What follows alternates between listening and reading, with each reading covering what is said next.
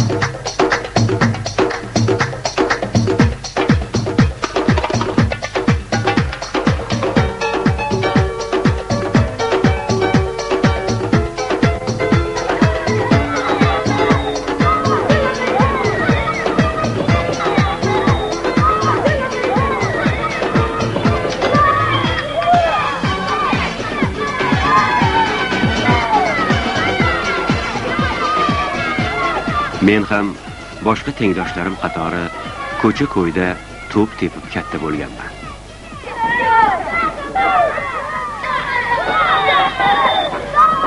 Dunyoda ming-minglab bolalar shu tarzda ulg'ayadilar. Ammo bu ularning hammasi futbolchi bo'lib yetishadi degani emas.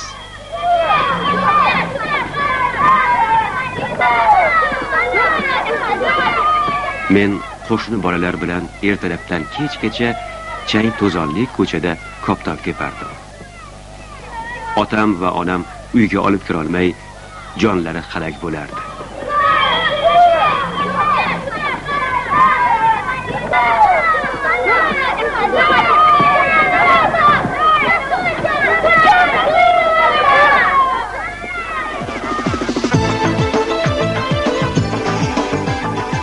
Shundan keyin ular meni maxsus futbol maktabiga berishga qaror qilishgan.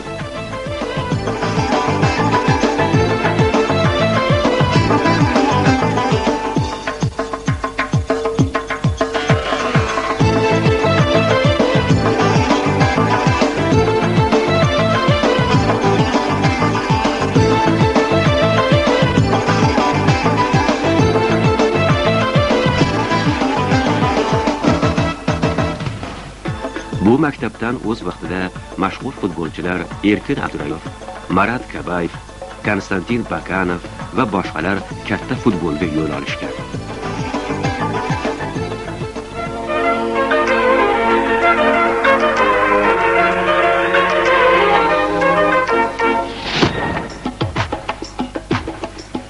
Futbol maktabida men haqiqiy futbol nima ekanligini anglab yetdim.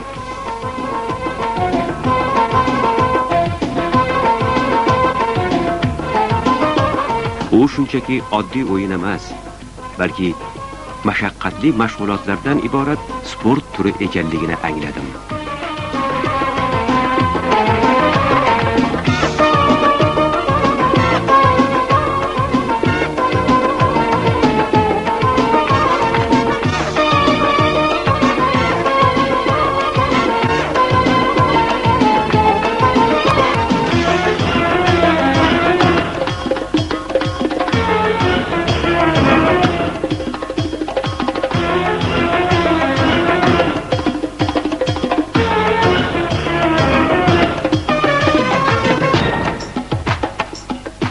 Dunyoda futbol qiroli Pele, Maradona, Platini kabi mashhur bo'lishni istamagan bolakay bo'lmasa kerak.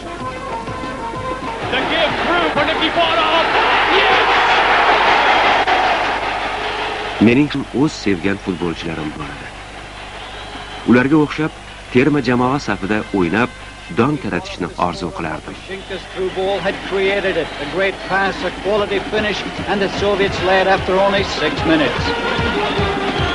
Mushenko to Nikiforov.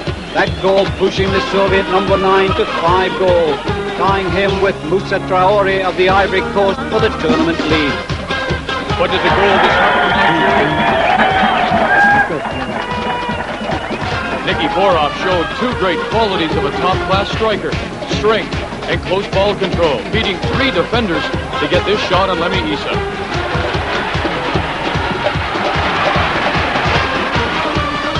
And 30 seconds later, Field on a stretcher. And even though he would be back to finish the half, he wasn't to be a factor, eventually replaced. With better finishing, Nigeria surely would have taken the lead into the dressing room at halftime. Christopher Nwasu, who had scored the winner. Intilganga tole yor deb behuda aytishmas ekan. Ko'p o'tmay o'smirlar va yoshlar terma jamoalarida erishgan ulkan yutuqlarimiz uchun aynan o'sha an'anaviy Pelening o'zi bizni qutlagan edi.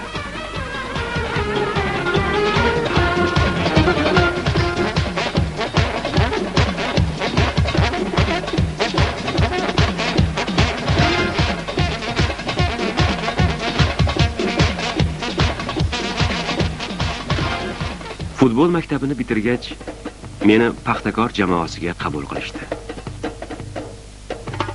O'shanda 16-17 yoshlarda edim.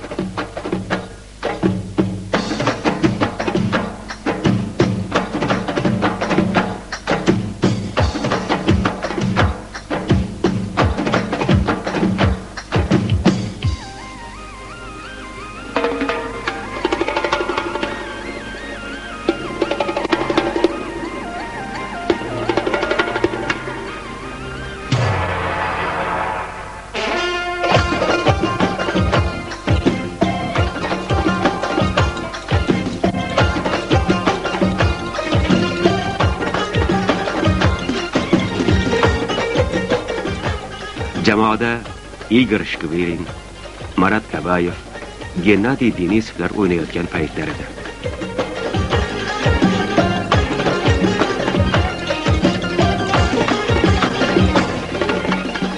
Ular bilan yonma-yon to'p surish esa men uchun katta saboq bo'ldi.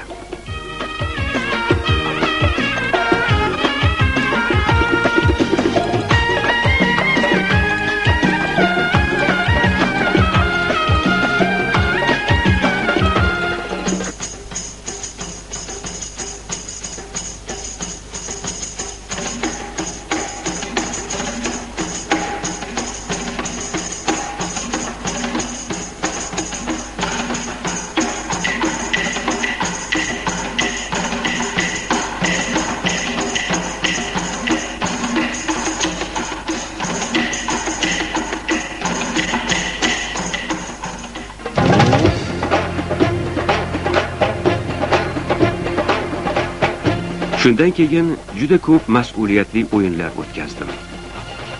Bu o'yinlarning aksariyati muvaffaqiyatli, ayrimlari esa biz uchun muvaffaqiyatsiz kechdi. Juda ko'p mashhur futbolchilar va murabbiylar bilan uchrashdim. Ana shunday murabbiylardan biri Valeriy Gazayev edi. Valeriy Gazayev paxtakorchilardan bir yo'la 3 futbolchini, Igor Shkvirinni, Gennadiy Denisovni va meni o'z jamoasiga taklif qildi. Ana shundan so'ng hayotimda yana bir bosqich boshlandi.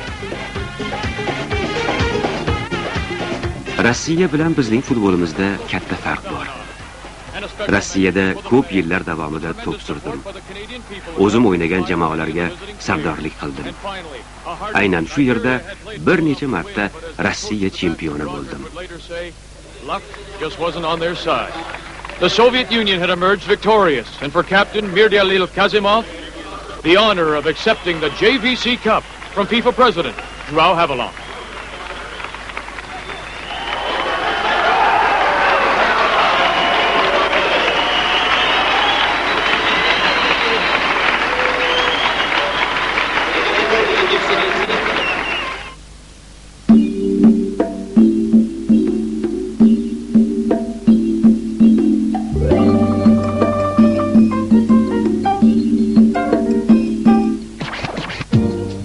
Futbolning qiziq tomonlari bor. Sen yaxshi o'ynasang, maydonda harakat qilishing shuncha qiyin bo'lib qoladi. Raqiblaring ochiqdan ochiq qo'pollik qilib yo'lingga g'ov bo'lishadi. Bu esa og'ir jarohatlarga sabab bo'ladi. Mag'lub bo'layotgan jamoa toza o'yin ko'rsatmagach, maydonda tartibsizliklar boshlanadi. Afsuski, hakamlar futbolchilarning qo'polliklarini ko'rmaslikka oladilar. Buning oqibatida ba'zan ular bilan bahslashishga to'g'ri keladi. Bu ularga yoqmaydi. Natijada sariq kartochka bilan jazolaydilar.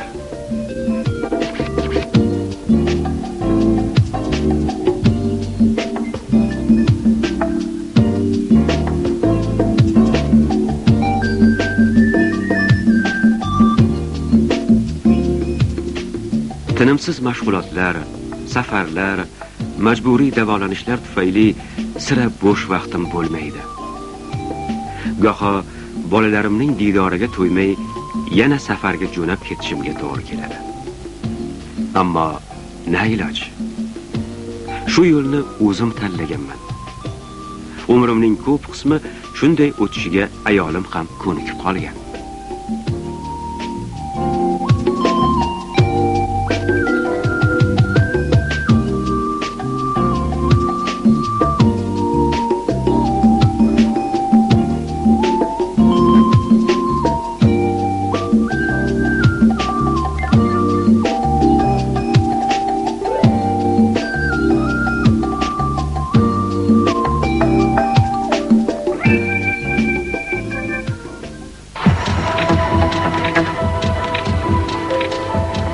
Hayotimdagi eng yaxshi g'alabalarni O'zbekiston terma jamoasi tarkibida qo'lga kiritganman. O'shanda biz Osiyo chempioni bo'lgandik. Bu tinimsiz mashqlarimizning shirin mevasi edi. Xitoy, Koreya, Yaponiya va boshqa kuchli jamoalarni taslim etgandik.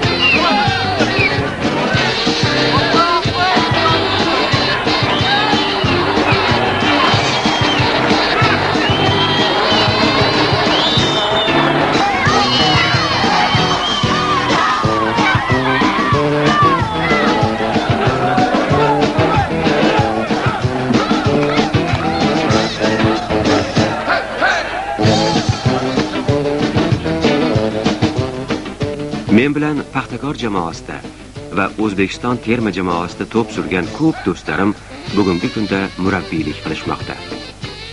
Ular yillar mobaynida to'plagan tajribalarini yoshlarga o'rgatishmoqda. Igor Shkovirin ham, Gennadiy Denisov ham murabbiy.